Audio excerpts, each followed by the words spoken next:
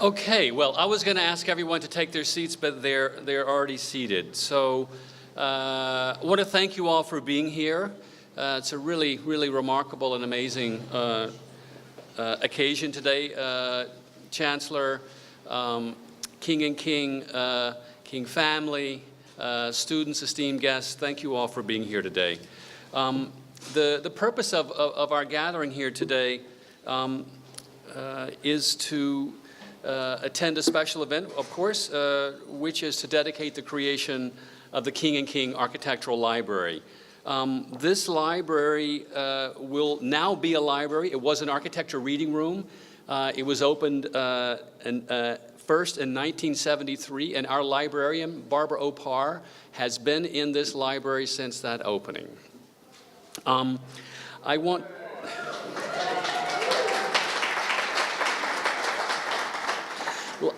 We are one of only two freestanding libraries at the university. I think our school and the law school still have a library.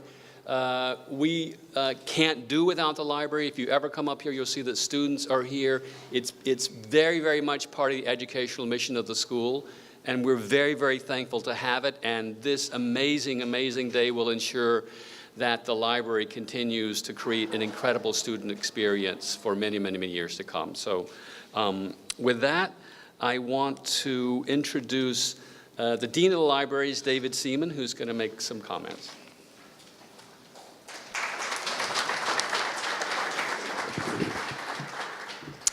Good afternoon. It's a red letter day at any great university when a library is dedicated. They're very much part of the enduring fabric of the institution. So we're delighted to have the King family here and other friends and people from the university here.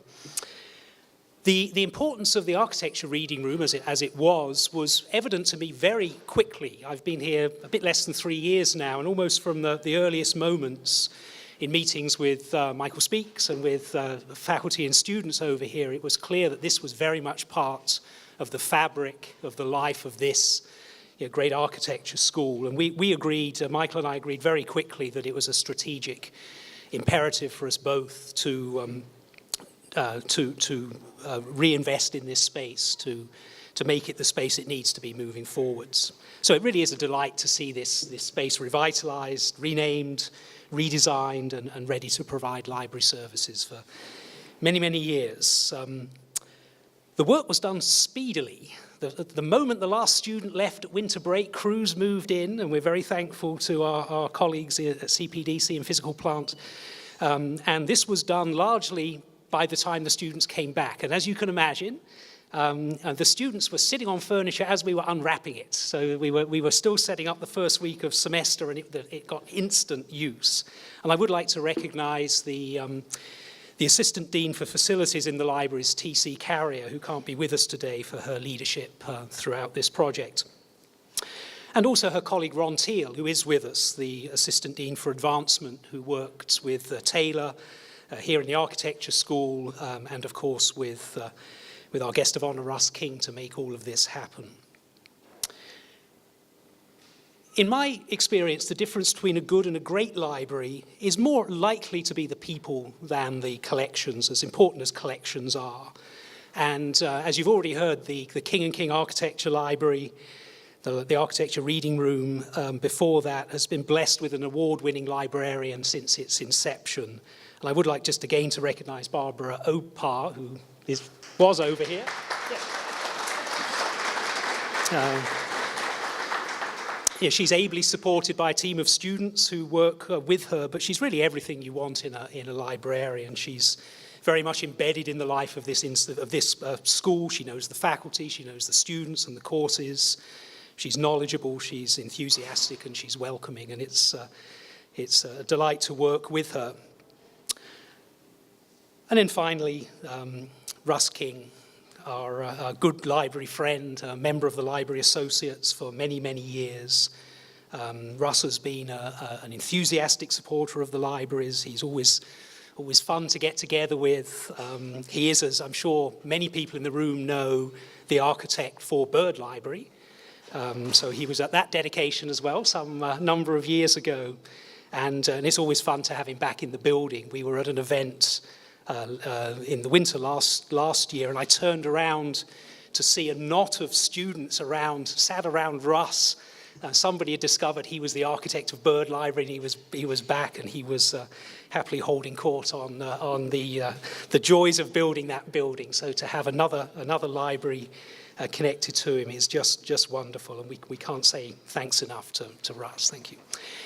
Without further ado, it's my pleasure to introduce Chancellor Kent Syverud, Syracuse University Chancellor and President.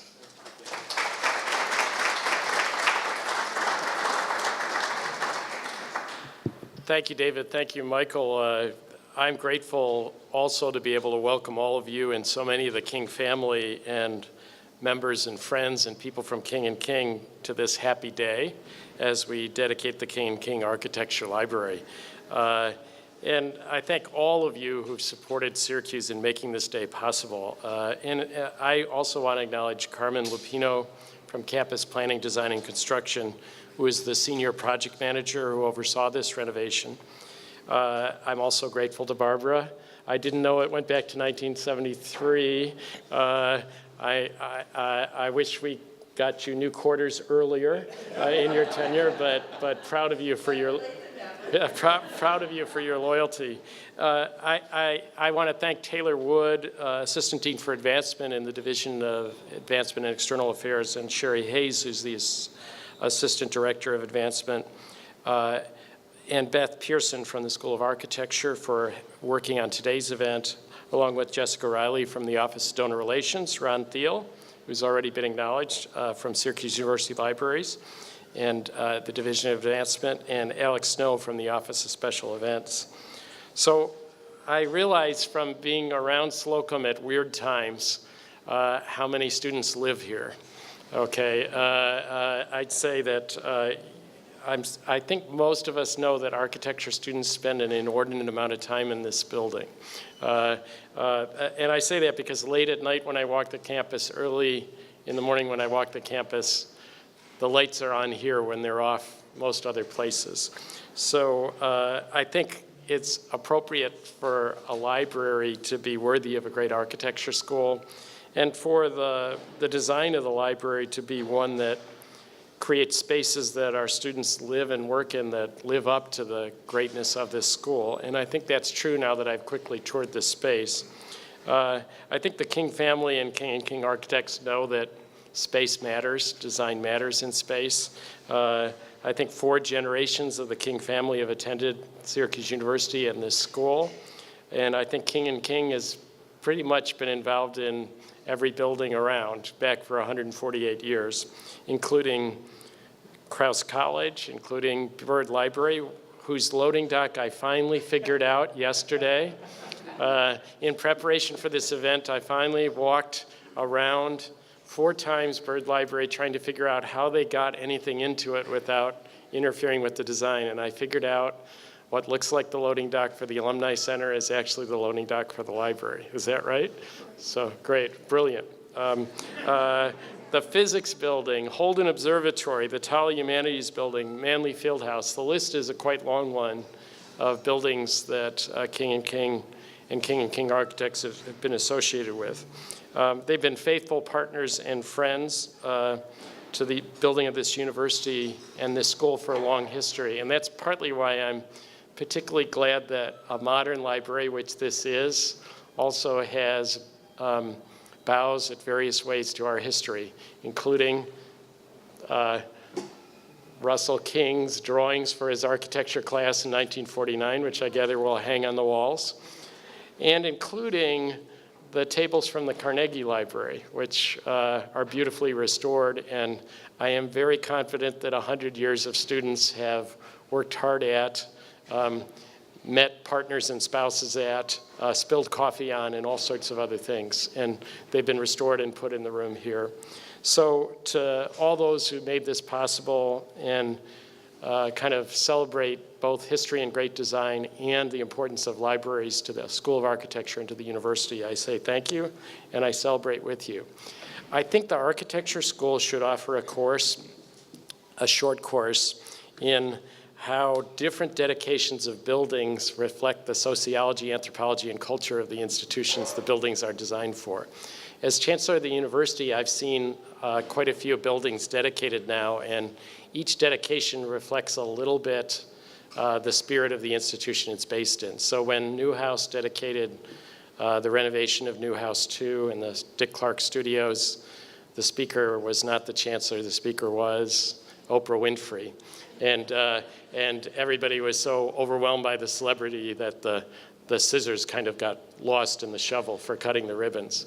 I think the culture and anthropology of dedicating an architecture library has to be one that celebrates great architecture, a great library, and a dedication to students in education. And I think that's what we're doing today.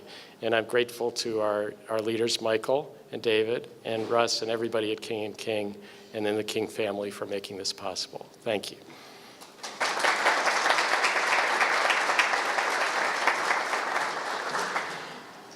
Thank you, Chancellor and Dean Seaman. I'm very fortunate to get to introduce the guest of honor today, but I won't reveal who that is until I conclude my comments. As the Chancellor and Dean Seaman have observed, Syracuse University and King & King have a long and interconnected history. Many of the great buildings on this campus, including the very foundational buildings on the Old Row, were designed by King & King, the oldest architecture firm in the state of New York and among the oldest in the United States.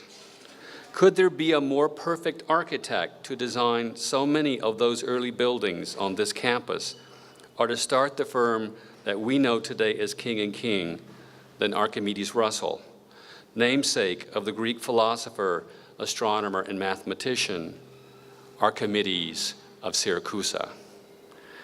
But we at this school have an even closer relationship to King & King than to buildings, mathematics, astronomy, or philosophy.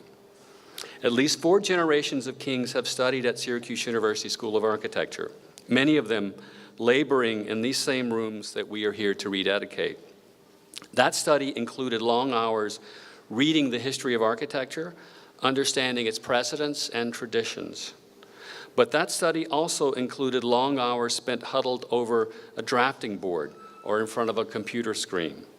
And as you can see, some of these drawings are here today on display. As the Chancellor said, these are drawings from 1949 from Harry McKee's class, history theory class. The student who made these drawings was born here in Syracuse, and after graduating from Nottingham High School, entered the School of Architecture, completing his studies in 1952. After graduation, he married his best friend, Joan Silcock, Jiggy.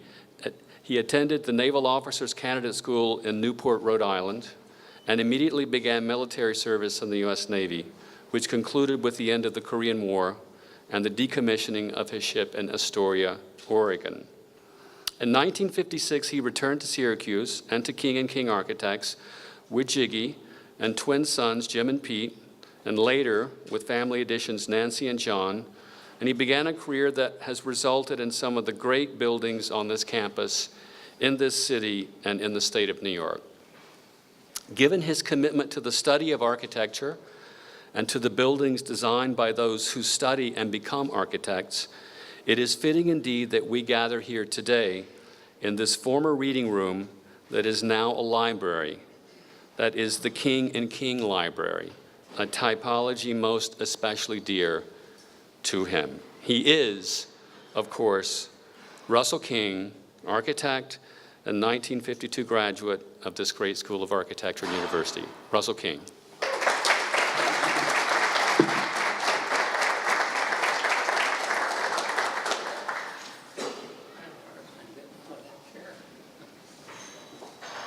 Chancellor, Dean Speakman and Seaman, and my goodness, look at the crowd out there. I didn't realize. This is a great day in my life, a great day in the life of our firm, who this year is turning 150 years old. And I'm very pleased with this project. I was a pretty easy mark for the 2 development deans, and I couldn't wait to get started. As a matter of fact, it was a wonderful opportunity, and I'm very thankful for it. I'd like to acknowledge the partners of the firm currently. Kirk Narberg, who some of you, if you're students here, you've seen him around the hall, is now our Chief Executive Officer, and he did spend some time at a little school down in the Southern Tier, Cornell or something or other, and did his master's here and is an adjunct professor, I guess. Dave Johnson, who is was one of the partners, who is one of the partners of the firm, and Dave and I worked together a lot on a number of projects. You've heard of Pete King and Jim King, my sons. Chad Rogers, who also spent some time down at Happy Valley, otherwise known as Penn State, who's one of our new partners, and Jason Benedict went to Buffalo and did his master's here at Syracuse, and Carrie Tiroli went and took her undergraduate degree at Union College and her master's here at Syracuse. So there's a lot of orange people.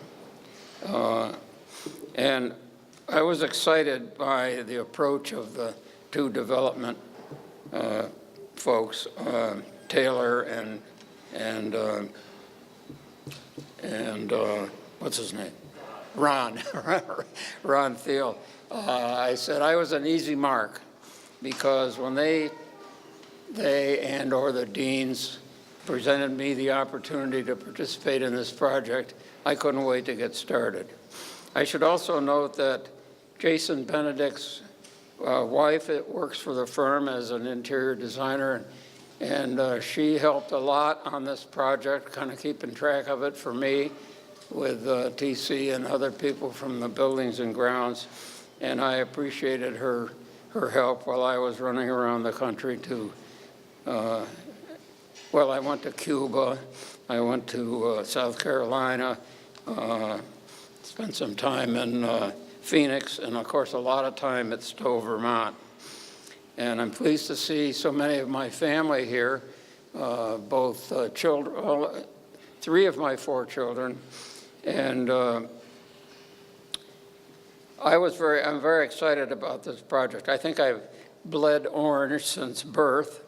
I have to admit that early on I did apply at that little school down in Ithaca, but there were 3,000 applicants for 30 places or something like that.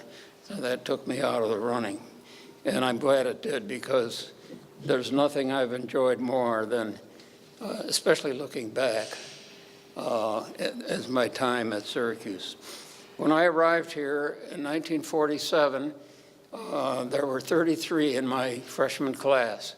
Of those, there were only 2 men that were apple-cheeked youths like me and my friend Jim Genuine, who's had a very successful practice in the South.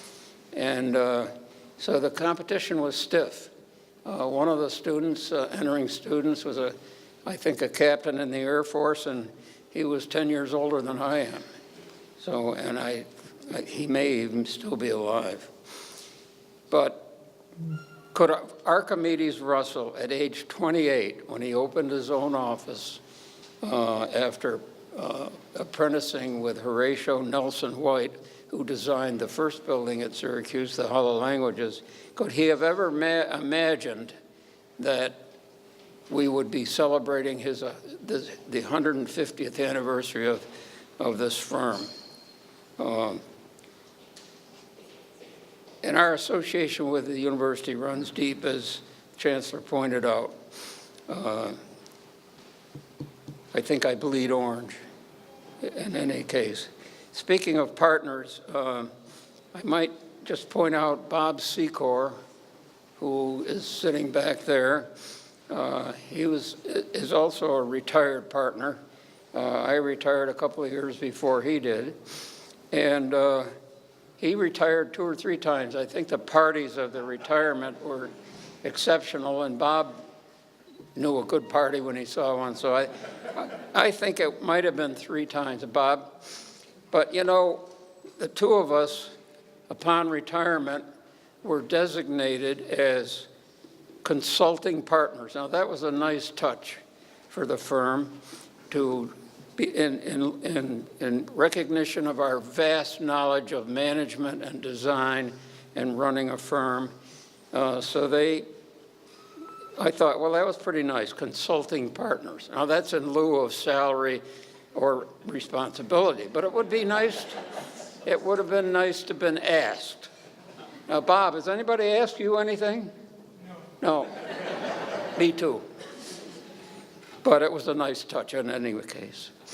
Bob was our first design chief and chairman of our marketing group. Now, my dad and I had a little problem with marketing because the AIA regulations in those days for professionals that if you designed a school and they asked you to take an ad in the dedication booklet, you couldn't do that. Or you could, you had to say compliments of a friend or something like that. But you couldn't name your firm or anything about it.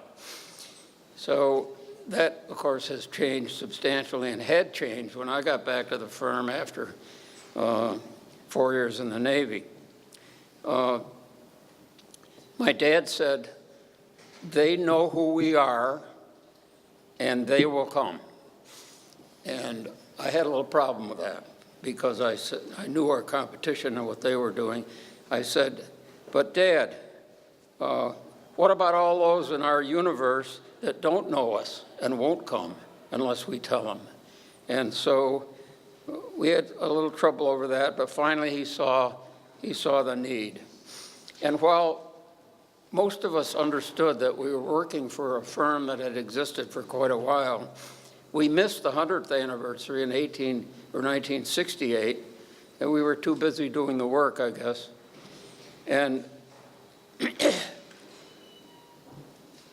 but we realized somewhat later that 150 years was really, it was better than 100 years. And I didn't know Archimedes, but I did know my grandfather very well, and I knew my dad and Curtis King, who were then the partners of the firm. And I've said to myself so many times, what is it that we have in common with the firm that's 150 years old? And I think it's 2 words, integrity and commitment, and community, 3 words. And today, I think almost everyone in the firm is involved with volunteer work in the community, and that's something that was passed down from not only from Archimedes, but all the other partners that succeeded him.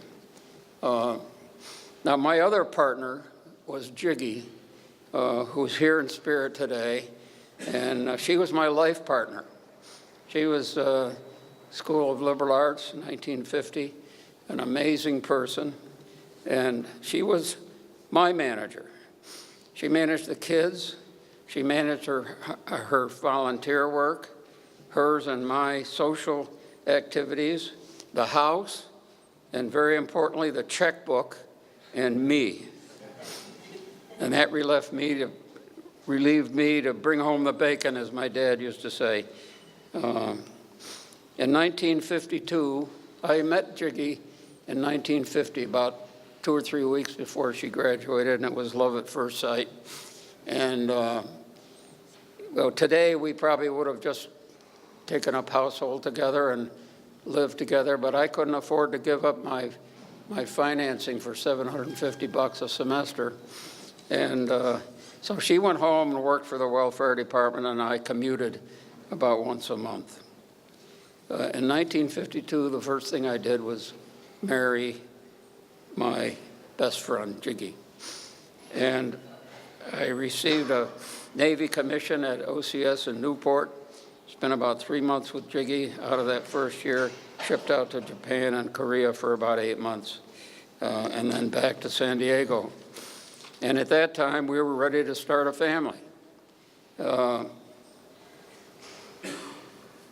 a year later, Jim, almost 64 years old, was born.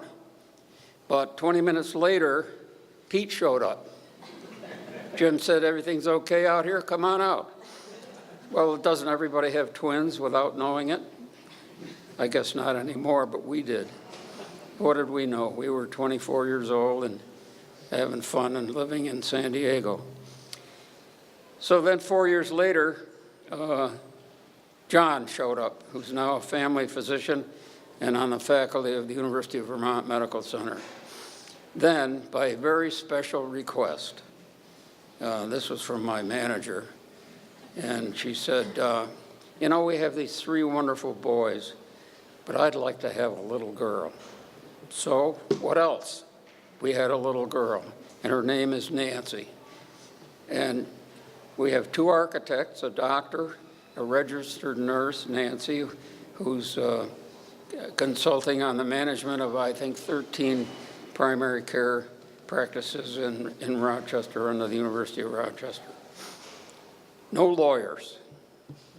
Maybe in my next life. Archimedes, by the way, contributed more to the architecture of this area than many of the other architects combined, and he had to be quite a guy. My dad wrote a story for our first in-house newsletter. We had maybe 10 or 15 people, and they were interested in knowing what was going on, and they knew we were an old firm, but they didn't have really any idea. So he wrote a story, and it's entitled How It All Began, and I have a copy of it here. It was written in his hand and on yellow paper, and it tells about how the firm started and how my grandfather went to work for him as an apprentice, as also that Archimedes was an apprentice to White, who designed the first building on campus, the Hall of Languages, and it's quite likely that Archimedes worked on that project as an apprentice. So I knew that several people have asked me, "Well, now, did your dad pressure you to be an architect?" And the short answer is no. I knew I was going to be an architect at about the 7th grade, and I think I gave Taylor a couple of term papers that I wrote about that time, about what an architect was and my interests. I haven't read those recently, but maybe Taylor has. My grandfather, one summer day, hot summer day, I was about 10 years old, and apparently my grandfather needed somebody to help him measure a building, the old Remington Rand factory. It's probably about 1938 or 39. He needed somebody to hold the end of the tape. And so I was put on volunteer status, and I went with my grandfather in his old 1930s or 20s LaSalle car. It was dark green and black fenders, and it had a cigar lighter that lit up when it was ready. My grandfather was a great cigar smoker. But at any rate, so we're out there to measure this building. Now, what part of the tape do you suppose I held? It was the dumb end, the 0, the one with a little thing on the end of it. And my grandfather would stretch the tape out, and he'd read the thing and write it down. So I also went on field trips with my dad. We were doing a lot of work for General Ice Cream Company and the Coca-Cola bottling company, and we did Coca-Cola plants all over the Northeast. And so I went to some of those jobs during the summer with my dad. Then also, nightly around the dinner table, I listened to my dad tell about his day and about the kinds of things that were going on in the office. And so I was educated and boiled in the whole thing for a long, long time. I've had a great life. I'll be 89 in 3 weeks. I'm privileged to be associated with a great firm And I'm very happy to be able to provide the wherewithal, Chiggy and I are providing the wherewithal to develop this new architectural library in Slocum Hall. Thank you all for coming. There's a number of my family, kids, grandkids, and maybe even a great-grandchild, although I don't spot her here, but she's on her way. By the way, they're all skiers, if you should have any doubt. I just came back from Vermont this past week, and I'm going back up in about a week. So I'm happy to provide this facility and the opportunity to provide the facility and endow it for the future for the current and future students and faculty of the School of Architecture. Thank you very much.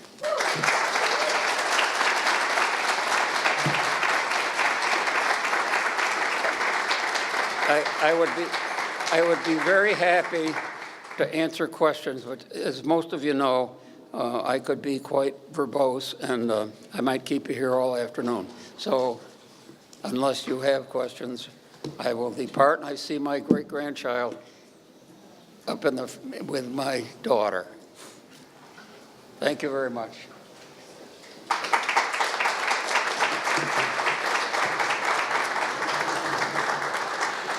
So on behalf of the entire school, faculty, students, and staff, I want to thank Russ and the King and King and the family for this incredibly generous gift to enable us to have the King and King Library and have it go forward. I'm going to now ask Russ and the Chancellor and Nancy and Dean David Seaman to come up here. I'm going to move this out of the way. Where are our... There it is.